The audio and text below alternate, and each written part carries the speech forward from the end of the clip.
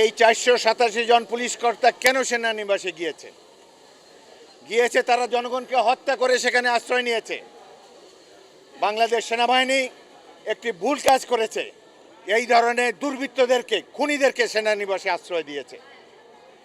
বাংলাদেশ সেনাবাহিনীকে 1971 সালের মার্চ মাসে আমরা ইস্ট বেঙ্গল রেজিমেন্টের 25 জন সেনা অফিসার আমরা বাংলাদেশ সেনাবাহিনী গড়ে তুলেছি।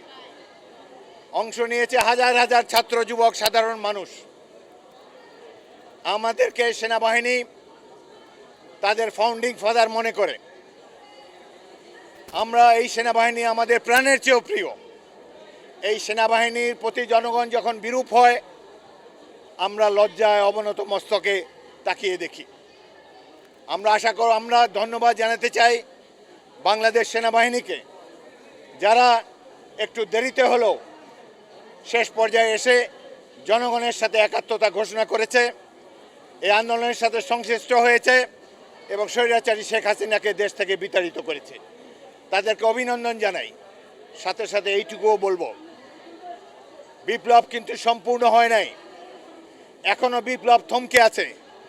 পুলিশি স্টেট যারা নির্মাণ করেছে বাংলাদেশকে, যারা আয়নাঘর নামে একটি টর্চার সেল স্থাপন করেছে, বহু আন্দোলনকারী, সাধারণ মানুষ, বিরোধী দলীয় রাজনীতিকদেরকে গুম করেছে, হত্যা করেছে, তারা বহাল তবিয়তে নিজ নিজ পদে এখনো আছে। প্রত্যেকটি জেলায় পুলিশ কর্মকর্তারা আগের মতোই আছেন। তারাই আওয়ামী লীগের দুর্বৃত্তদেরকে আশ্রয় দিয়ে রেখেছেন। এখন পর্যন্ত যারা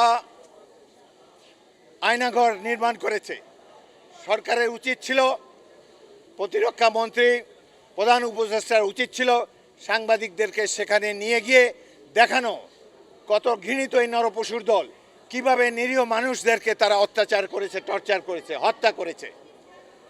আয়নাঘরের স্রষ্টাদের কারোই তো কিছু হচ্ছে না। একজনকে মাত্র গ্রেফতার করা হয়েছে। 20টি দিন অতিবাহিত হয়েছে, কিন্তু এখন পর্যন্ত মনে হয় না যে এই দেশে বিপ্লবীদের সরকার প্রতিষ্ঠিত হয়েছে। একমাত্র আসিফ নজরুল ছাড়া এই বিপ্লবে সরাসরি অংশগ্রহণ করতে কাউকে দেখিনি। এখানে আমার সাথে উপস্থিত রয়েছেন ইশতিয়াক আজিজ উলফত, তিনিও 5ই আগস্টের আগেই এই সংগ্রামে অংশগ্রহণ করেছেন, শহীদ মিনারে গিয়ে জনতার কাতারে সামিল হয়েছেন। তার সাথে আজকে এখানে উপস্থিত মুক্তিযোদ্ধারা উপস্থিত ছিল। আমি জাতীয়তাবাদী মুক্তিযোদ্ধা দলকে এই সংগ্রামে বীরত্বপূর্ণ অবদান রাখার জন্য আন্তরিক অভিনন্দন জানাচ্ছি।